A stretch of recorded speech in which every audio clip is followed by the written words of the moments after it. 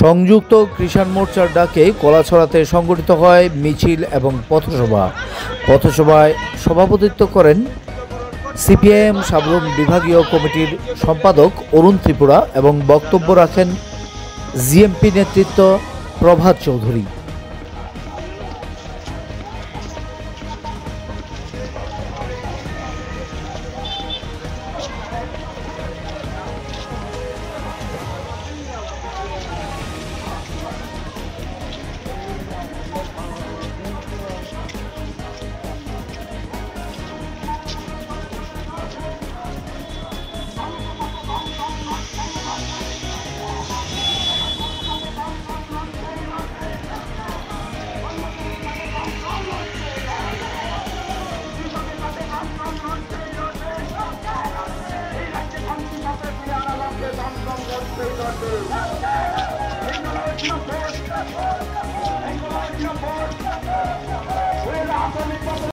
আইপিএফকে তীব্রমথার আমলে 30,000 চাকরি হওয়ার কথা আমরা গর্ব করে বলতে পারি।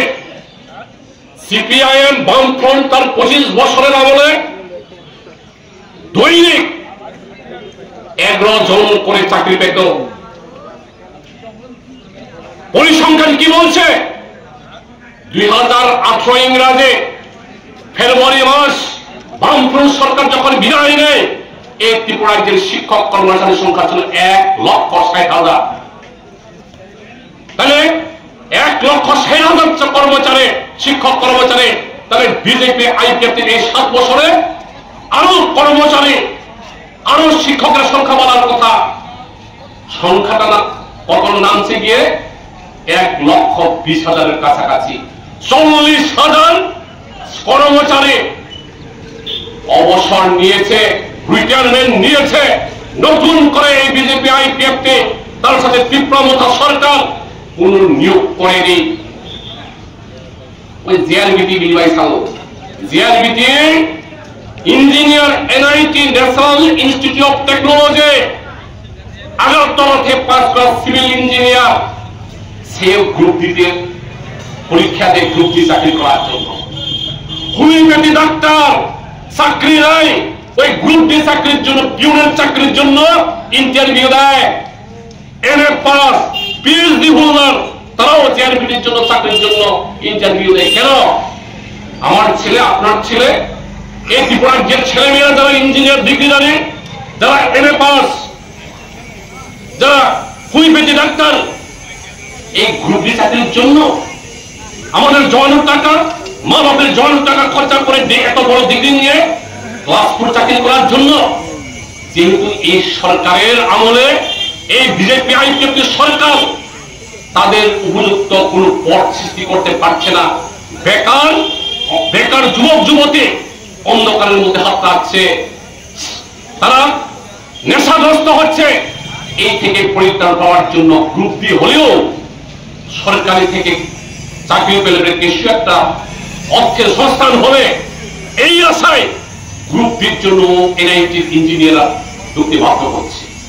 তাহলে এই বিজেপি সরকার যারা বছরে 50,000 চাকরির প্রতিশ্রুতি দিয়ে 7 লক্ষ চাকরি দেওয়ার প্রতিশ্রুতি দিয়েছিলেন, এই 7 লক্ষ তো দূরের কথা, বছরে ওই 10 পাস করা ছেলে নিয়ে মুখ্যমন্ত্রীর বাসভবন ঘেরাও করতে লাগে। পত্র পত্রিকায়, ফেসবুকে আমরা কি দেখি? মাস্টার নেই, ছাত্ররা স্কুল তালা দিয়ে আন্দোলন করছে, রাস্তা রোকো করছে। কেন? মাস্টার শিক্ষক নিয়োগের জন্য। এদিকে মাস্টার নেই, শিক্ষক নেই, পথন পাথন লাতে পড়েছে এই বিজেপি আইপিএফ সরকার আমলে। আর যারা মাস্টার হওয়ার জন্য যোগ্য, টেট পাস করে বসে আছে, তাদেরকে এই সরকার নিয়োগ করছে না। অথচ তখনকার যে শিক্ষামন্ত্রী হাত লালিয়ে বলতেন ত্রিপুরা রাজ্যের যোগ্য ছেলে মেয়ে নেই, এর জন্য চাকরি দেওয়া যাচ্ছে না, শিক্ষক নিয়োগ করা যাচ্ছে না। আমাদের ত্রিপুরা রাজ্যের ছেলে মেয়েদের সঙ্গে মজাক করা হচ্ছে এই বিজেপি আইপিএফ আমলে। 40,000 ছেলে মেয়ে টেট পরীক্ষা দেয় আর পাস করে 249 জন। এটা কি মজা? 40,000 ছেলে মেয়ে যারা কোয়ালিফাইড ডিগ্রিধারী আর টেট পরীক্ষা বসলে পরে 249 পাস হয়। কেননা ওই পাস না করতে পারে, ফেল করে বসে রাখে, পাস করলে পরে তো আন্দোলন করবে, চাকরির জন্য বলবে। এর জন্য এই বিজেপি আইপিপি সরকার যুবকদেরকে দমিয়ে রাখার জন্য পরীক্ষায় 40,000-এর মধ্যে 249 জন